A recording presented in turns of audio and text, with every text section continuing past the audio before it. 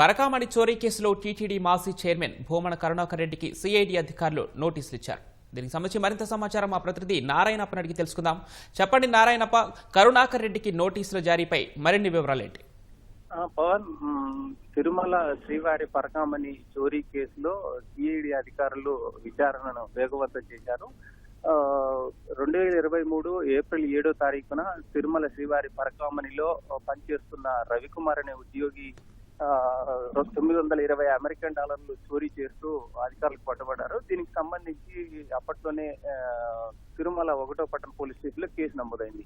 టీటీడీలో ఏవిఎస్ఓగా పనిచేస్తున్న సతీష్ కుమార్ రవికుమార్ పై ఫిర్యాదు చేశారు. కానీ ఆ తర్వాత చోటు చేసుకున్న పరిణామాల నేపథ్యంలో వైసీపీ పాలనా సమయంలో అప్పటి అధికారులు కావచ్చు, లేకపోతే అప్పుడు ప్రజాప్రతినిధులు కావచ్చు, ఒత్తిడి చేయడం ద్వారానే సతీష్ కుమార్ రవికుమార్ తో రాజీ కుదుర్చుకున్నారని చెప్పి ఆరోపణలు వచ్చాయి.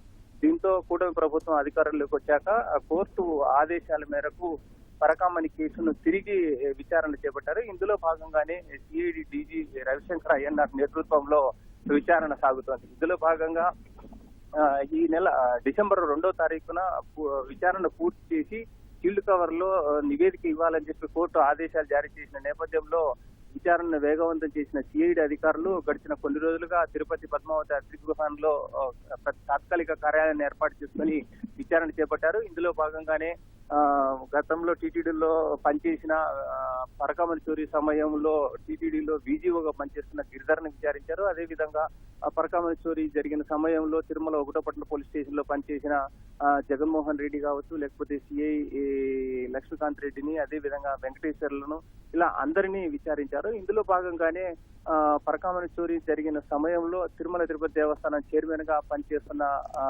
టీటీడీ చైర్మన్ మాజీ చైర్మన్ కరుణాకర్ రెడ్డిని, అదేవిధంగా చోరీ జరిగిన సంఘటనకు సంబంధించి రాజీ కుదుర్చిన సమయంలో కరుణాకర్ రెడ్డి చైర్మన్ గా ఉన్నారు.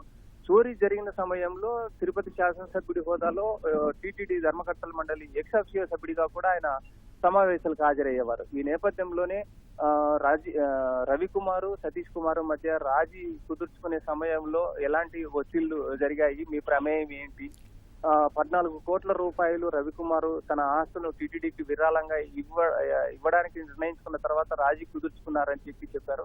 ఆయన 14 కోట్ల రూపాయలు ఎలా సంపాదించారు, వీటన్నిటిపై విచారణ జరిగిందా, విచారణ జరగకపోతే టీటీడీ ఎక్స్-అఫిషియో సభ్యుడిగా ఆయన రాజీ కుదుర్చుకోవడానికి మీరు ఎలా అంగీకారం తెలిపారు, ఇలాంటి విషయాలన్నింటినీ ఆయన ప్రమేయం ఏంటి, టీటీడీ చైర్మన్ గా 2023 సెప్టెంబర్ 27వ తారీఖున రవికుమార్ సతీష్ కుమార్ మధ్య రాజీ ఒప్పందం కుదిరినప్పుడు ఆయన చైర్మన్ ఉన్నారు కాబట్టి ఆ సమయంలో ఎలాంటి నిర్ణయాలు తీసుకున్నారు, ఇలాంటి అంశాలన్నింటినీ విచారించేందుకు విచారణకు రావాల్సిందిగా అతిథి గృహంలో ఏర్పాటు చేసిన సిఐడి తాత్కాలిక కార్యాలయానికి రావాలని చెప్పి సిఐడి అధికారులు నోటీసులు జారీ చేశారు. ఇవాళ సాయంత్రం 4 గంటల సమయంలో కరుణాకర్ రెడ్డి సిఐడి ముందు విచారణకు హాజరుగానున్నారు. పవన్, ధన్యవాదాలు నారాయణప్ప.